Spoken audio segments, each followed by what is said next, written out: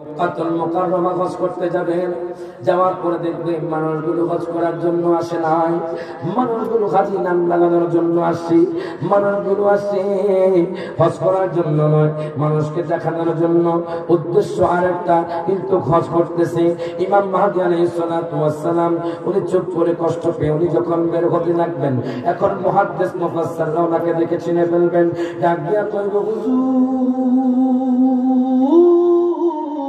ও বুজুর্গ, আপনি মনে হয় ইমাম মাহদী। ইমাম মাহদী কইব না আমি ইমাম মাহদী না। উনি প্রথমে আত্মপ্রকাশ ঘটাবেন না, উনি কইব না আমি ইমাম মাহদী না। আপনার নাম হলো মোহাম্মদ কহা, আপনার বাবার নাম আব্দুল্লাহ কহা, আপনার মায়ের নাম আমেনা কহা, এখন আপনি ইমাম মাহদী। ইমাম মাহদী কইব না আমি ইমাম মাহদী না। হঠাৎ করে বাজান আসমান থেকে গাইবে আওয়াজ আসবে, হাজিরি খলিফাতুল্লাহ ইমাম মাহদী। প্রত্যেকে জবানটা খুলে কোন আল্লাহু আকবার। আল্লাহর পক্ষ থেকে গাইবে আওয়াজ আসবে, হ্যাঁ ইনি ইমাম মাহদী। ইমাম মাহদী কইব আমি এটার অপেক্ষায় ছিলাম। সুবহান মারহাবা।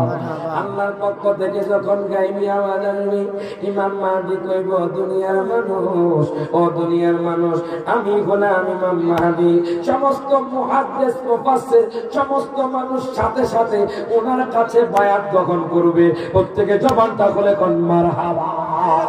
এখন দেখেন ইমাম মাহদী সমস্ত মুসলমানদেরকে নিয়ে যাইতে যাইতে দামেস্কের মসজিদে চলে যাবেন। দামেস্কের মসজিদে যাওয়ার পরে বাজান সেখানে ঈসা পয়গম্বর থাকবেন, আসরের আযান হবে, ঈসা পয়গম্বর দাঁড়ায়া থাকবেন ইমাম মাহদীর জন্য। ইমাম মাহদী আলাইহিস সালাতু ওয়াস সালাম বলবে, ও ঈসা পয়গম্বর, আপনি আজকে নামাজ পড়াবেন, আপনি হলেন ঈসা নবী। ঈসা নবী কইব, ইমাম মাহদী, আমি এতদিন পর্যন্ত নবী ছিলাম, যেই দিন থেকে আমি দুনিয়ার মধ্যে আসলাম আমি আখিরি নবীর উম্মত হয়ে গেছি। প্রত্যেকে জবানটা খুলে কোন মারহাবা। এখন ঈসা পয়গম্বর কইব, ইমাম মাহদী আপনি নামাজ পড়ান।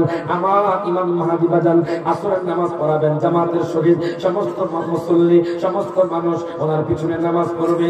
নামাজ পড়ার পরে উনি যখন সালাত ফিরাবেন, হঠাৎ করে শোনা যাবে দাজ্জালের ফিতনা বেড়ে গেছে। এবার ইমাম মাহদীর হাতে তলোয়ার উঠবে। আল্লাহু আকবার করুন। ঈসা পয়গম্বরের হাতে তলোয়ার উঠবে।